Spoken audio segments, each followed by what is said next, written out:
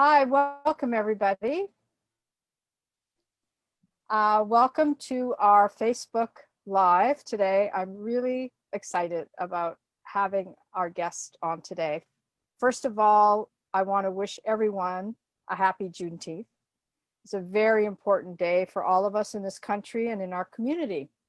And I was really pleased that Shakir Ahmad could be with us today on this important day, and particularly because of all the work, Shakir, all the work that he's been doing on behalf of our community for social justice, racial equality, and giving a voice to all of us about making this a more just community. And there's a lot that he has already initiated and is continuing to initiate. So just for a brief history or an introduction, Shakir is now a junior at San Marcos High School. He led a youth organized protest rally 2 weeks ago now, Shakir. Was I one of think the it's about to most, be 2 weeks.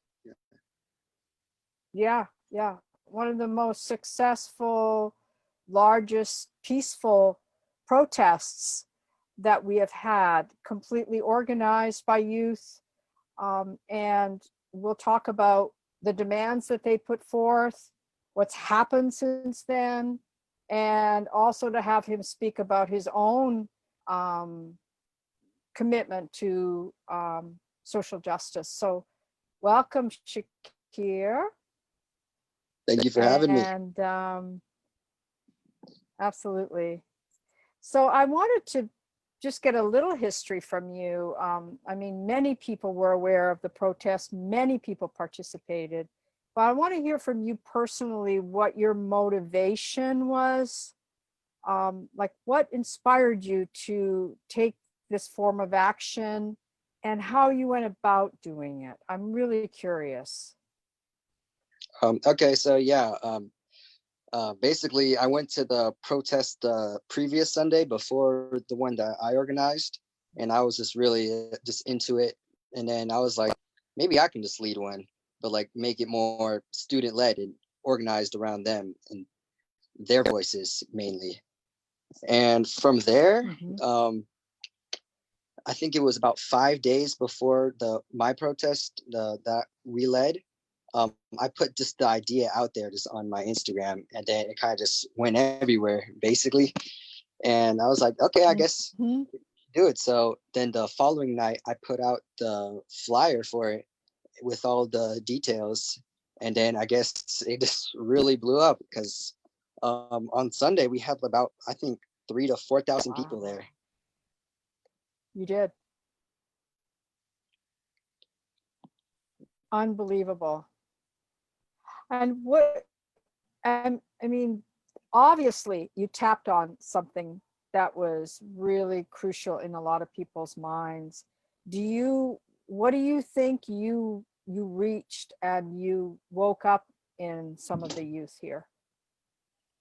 Um, I don't, I don't necessarily think it was the youth that we woke up. I think it was just the rest of the city because I know that there are a lot of youth that felt similar to what I did for sure, like including in like my own Black Student Union at San Marcos, and I think we just woke up the community. Is like, yeah, we're a part of this too, and we want some change. And I think it just Yeah. woke opened some eyes. I was really shocked at the outcome of how many people showed up and all the support that I got. It was amazing. Well, one thing that I was on meetings after your protest with a lot of people working in the schools, a lot of youth providers. I'm part of that network. And there was nothing but accolades for two things: how peaceful it was, how well organized it was. There was refreshments, there was food, there was information. That was a tremendous organizational feat. Like that's real grassroots organizing. Yeah, Did you have a lot of support, Shakir, to pull this together? yeah, tremendous amount. At first, it was me, and I just pitched the idea to uh, Black Lives Matter SB and Healing Justice, and they wanted to help out. So they helped out a little bit with the organization and got me in contact with some other organizations that would help with security and um, food and drinks. And then on top of that, there were a lot of parents that reached out as well, and they wanted to be a help out and help with food and all that and the safety as well. And then on top of that, even more, there was a bunch of just people who reached out and saw the flyer, and they asked if they wanted to perform and do music and all that. So we had a singer, we had a couple of dancers. It was crazy. Yeah. And we had the speakers as well, and that was just, it just all came together. Beautiful. No, congratulations, and what an accomplishment. And I imagine going forward, do you see yourself doing more of this kind of organizing? I mean, it was a lot. Just keeping everything under control and organized.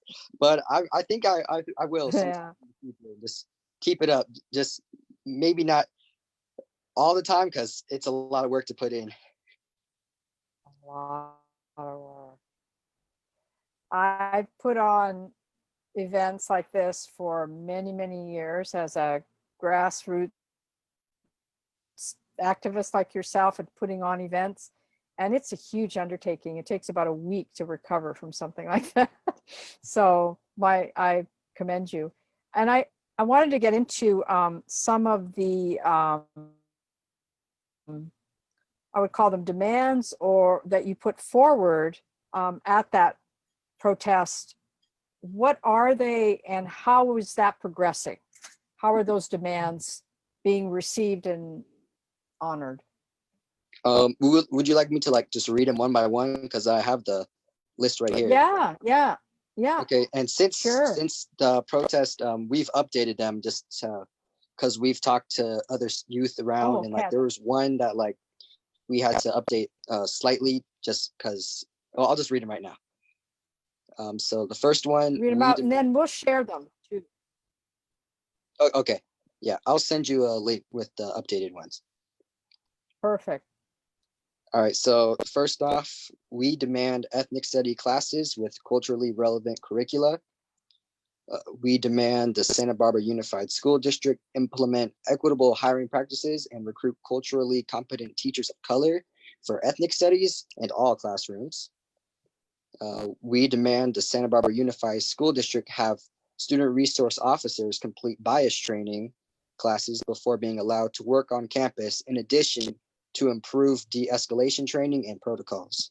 That was the new one. That was the one that we updated. Next up, we demand the Santa Barbara Unified School District publicly condemn the school to prison pipeline. We demand the Santa Barbara Unified School District allocate funds to rehabilitation and mental health services for at-risk youth as an alternative to probation and or juvenile hall. And the last one was, we demand the Santa Barbara Unified School District adopt a resolution declaring racism as a public health emergency and allocate resources to implement restorative justice practices to deal with hate crimes. Wow. Outstanding. Outstanding. Every And, one of those. and How's we, it going?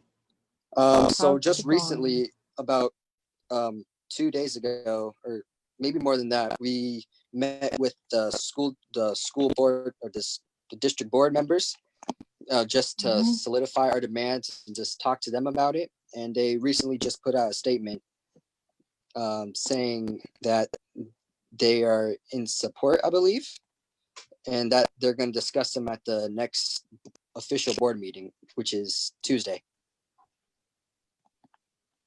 Wow. I'm hearing a lot of support as well with my partners in the school district. Law enforcement as well. You got some support from law enforcement. Police and sheriff, have you heard? And probation, any updates from those departments on the demands? Oh, those demands. I just recently found out that there $2 million have been like taken away from the funding for the new police station to be put elsewhere, which I thought was great.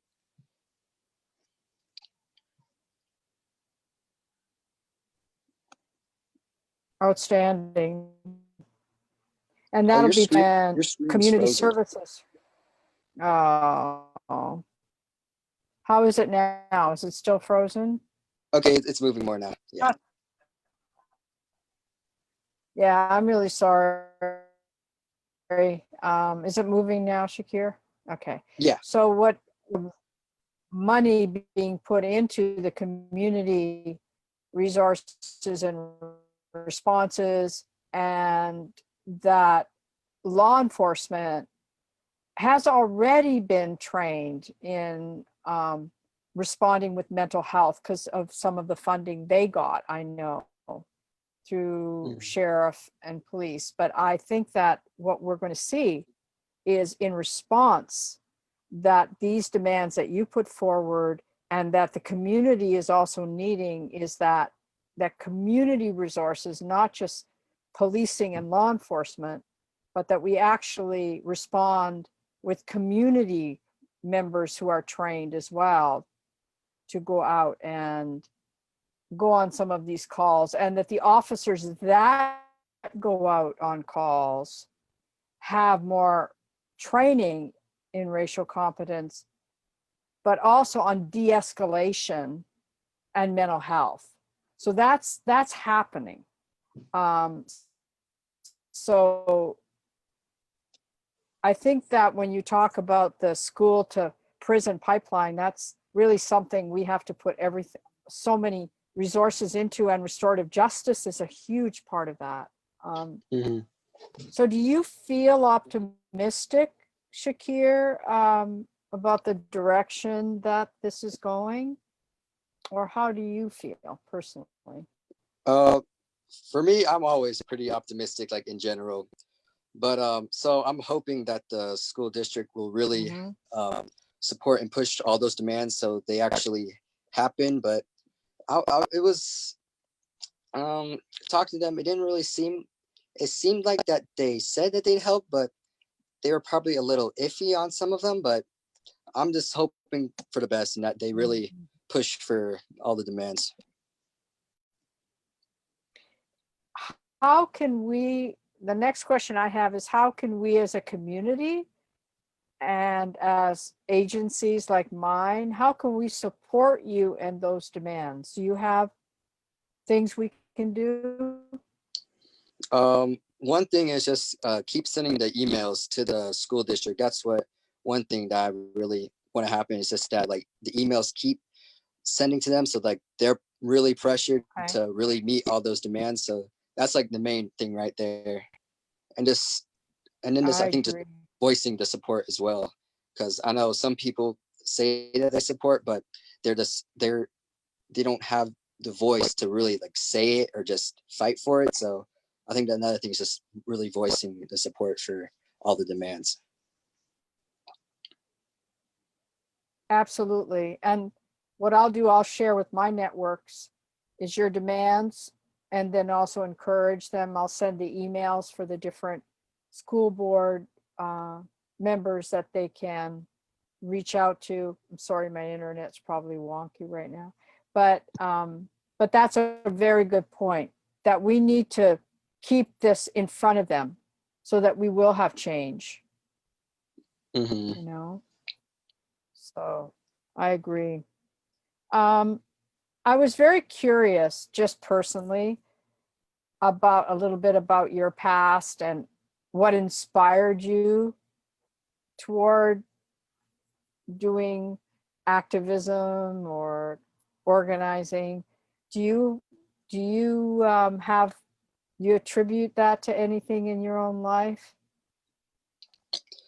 It was probably about, I think when I was in junior high, when I really started to really notice the injustices going on in the community and just the world period.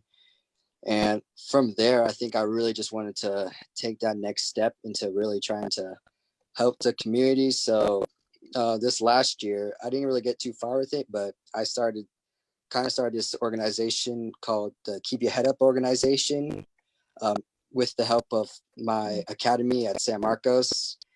And I'd go to elementary schools and speak to them about all types of discrimination. So that includes like race, sexual orientation, religion, just everything along the lines of that. And I just try to push that they just be themselves really and just fight for what's right, and just educating other students that you can't put people down just because of those type of things. Mm. Did you have like any inspiration in your childhood, mentors or teachers or family that kind of also supported your justice work? Oh yeah, I always had family support, for sure, and just me just growing up, I just started just opening my eyes more to the world, and it was just one thing that like I kind of just took head on really fast, especially this year with everything that was happening, and I just knew it was like I didn't want to be quiet anymore, so I just went out there and just wanted to try and make a change. Yeah.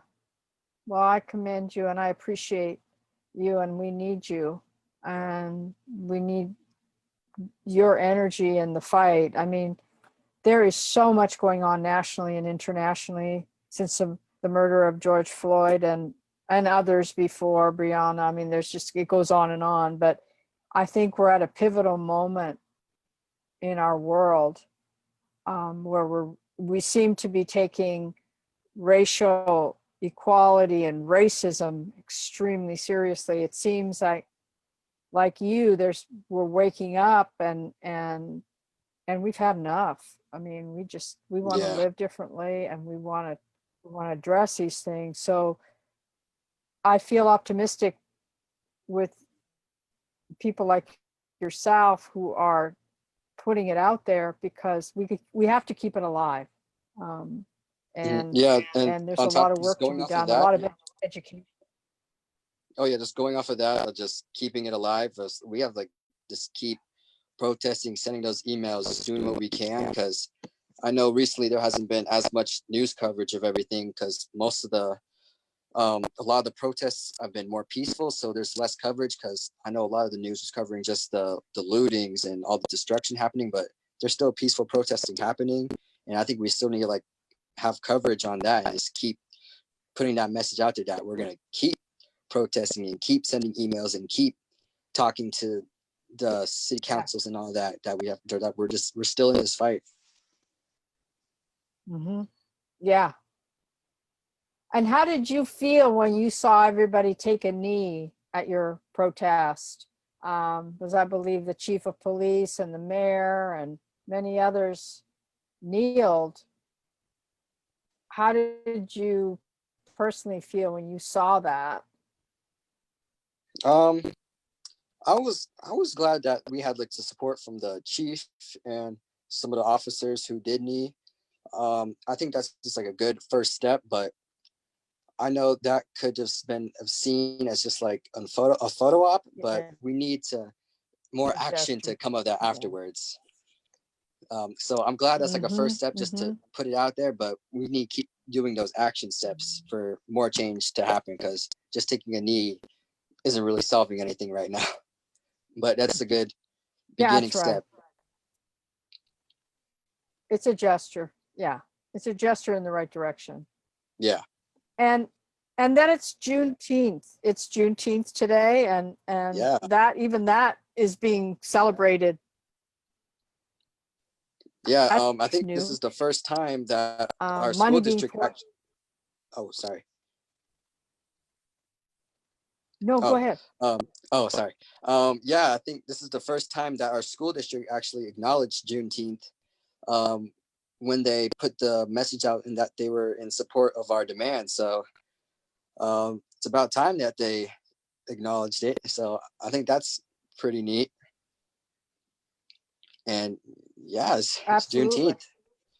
Um, it's a good day for us to educate other people who don't know what it is, but as well as just to celebrate, because this is pretty big day. Yeah. What does it mean to you, Shakir, and what's your message to us today? Just about just Juneteenth in general. Juneteenth. Mm-hmm. Yeah, so on my Instagram, I just put out a thing just to educate people what Juneteenth was, because I realized that a majority, including students, might not know what it is because it was never even mentioned in school. Um, I mean, I barely really just learned about it just in the past couple years because I was never taught about it.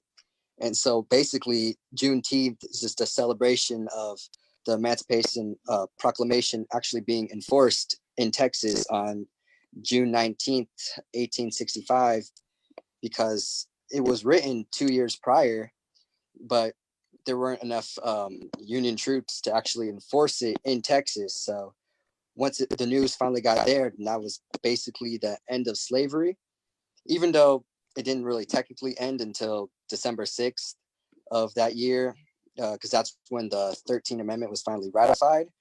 But June 19th is just a day to remember as technically the end of slavery. Yeah. Very, very important, an honorable, a day we need to honor in our history. Mm-hmm. And what is your personal message, Shakir, about this day? What do you feel? What do you want to share from your heart? Um, I just really want people to really recognize this day, because I know a lot of people celebrate Independence Day, but really back then, Black people weren't free yet.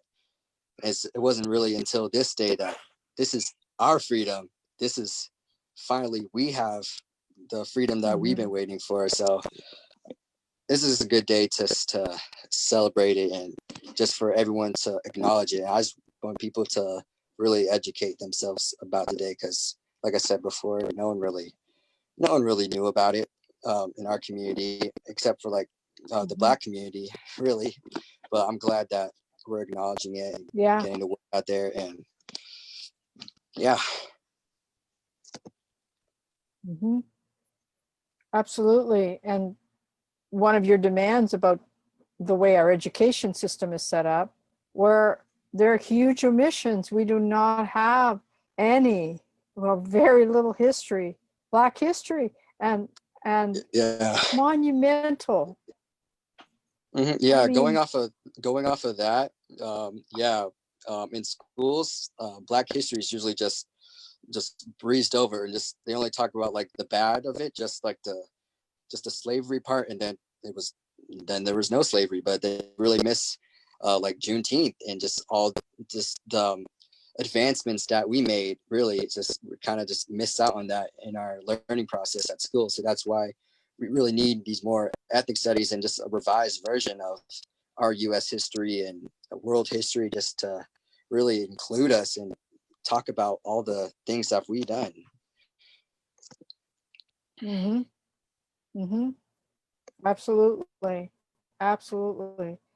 And so, on that note, I was wondering if in your life or currently, what's inspiring you? What are you reading? Who were your inspirations growing up and even current day? Who you want to talk a little about that?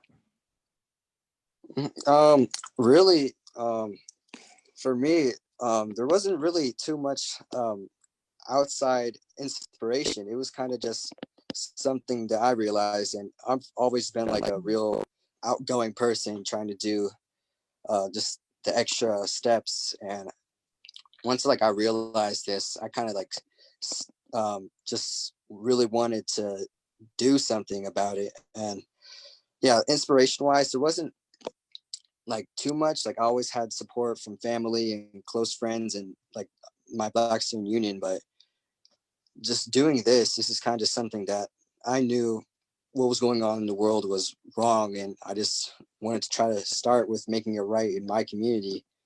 So I think I'm taking the right steps. I was really inspired probably by the previous um, protests led by Black Lives Matter SB, because like I was there and I experienced everything that happened, just listening to their speakers, marching on the street, laying down on the ground in front of the police station with the officers who were armed and had the shields, and I was on the ground with my hands on my head. So going from there, I just really wanted to do something, really. And so I've been in touch with Mm. organizations and just my Black Student Union, and I really wanted to do something. Mhm. Wow. Yes, very, you're a person with your own calling, your own mission, and you're supported by your family though, which is great. Yeah, I have When, a, you know, go ahead. oh yeah, I just have lots of support from family and support from people that I originally didn't really know. And they're just reaching out to me and saying that they're glad and thankful that I'm doing what I'm doing. But I know I couldn't really do this alone. I have a lot of help from my Black Student Union and all my friends and family, and just people in the community who have been helping me out a lot. Yeah, you're a humble person. That's when I was protesting, which was in the 60s, so wow, you know. But remember, we were protesting the Vietnam War and equal rights for women, which we're still fighting for. And of course, civil rights at that time. And we were protesting unjust wars, unjust situations, and still also police brutality, students being shot at Kent State. That was so. I resonate with what you're doing because change won't happen unless we speak out, Mm-hmm. and we need to be the voice, our own voice, like yours, because you're driven by yourself, but the voice of those who cannot speak or may not know how to speak, and to say, to call what injustice is. So when I heard about you and what you had done, and I just wanted to say that I'm with you, and you've got our support through the Santa Barbara Response Network and my other associations, and that I want to partner with you and work with you to make our community safer, more just, and give voice to the people who are hurting and suffering because of issues of economic disparity, racial disparity. And I had a, I suggest, I don't know if you, we have a YouTube channel where we put all our Facebook lives on. And I had my friend and colleague speaking from Newark, New Jersey, Akila Sherrells. Are you aware of Akila's work, Yeah, Shakir? I believe you sent me an email previously just about it, and Yeah. mhm. Yeah, I would recommend that the Newark model that they started, well, he's originally from Watts and did a lot of the truce work in Watts and with gang truces, and he's done them all over the country. And now he's working with the mayor of New Jersey and also Cory Booker, who was at that time also working and is in New Jersey, to talk exactly about what we're doing here in this conversation, bring community into policing, put the public back into public safety. We don't have to call law enforcement for everything. Law enforcement is not the go-to. We as a community can solve our problems, and we could train people from within our own community, our Latinx community, our Black community. We can train those people to go out and help and offer the services and refer to mental health services, and law enforcement is a support to that. But we make our own public safety and we own our own communities, and that's how crime comes down, and that's how these brutal murders will come down. So there are many models that we can follow, and I'm hoping to, talk to the chief and to the sheriff about how we can, like your vision, bring the community together to help each other and not have to use violence as a way to deal with some of these issues that don't require a violent response. So Yeah. anyway, Yeah, going on with the community support, um, that's why I really am pushing for the youth to really use their voice, because like we're the next ones, we're the next generation in this fight. And um, the original video I made that like really started this whole thing with me, I think being an activist in like the last 2 weeks, the I Want Justice video, and I got a lot of youth support in that, and they all submitted their videos saying that they wanted justice. And from there, I just knew that the youth were the ones who can actually do something, because that video made its way to the news, and I couldn't have done that with all the support from everyone else. So the youth, we're the next ones who got to do something, because we don't want this happening for the next generations of youth and all of that. So we got to step up now and make our voices heard. yeah, Mm-hmm. absolutely.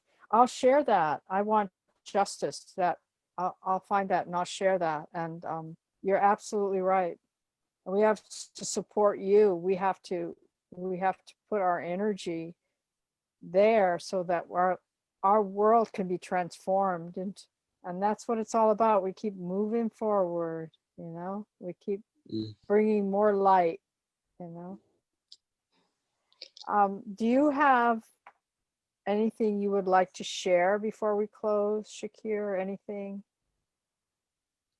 I just that's want to tell on your people that, mind? yeah, I just want to tell people that we just got to keep fighting, because it may seem like things have died down, but they really haven't. Um, I think since George Floyd's death, there's been even higher amount of death caused by police and all that in the last 20 days. So it's not over. We have to keep pushing and fighting for what's really right. And we can't stop until we know that there is justice. But right now, not quite. We just got to keep going. Okay. You have to keep going. We have to be in the fight, right? Yep.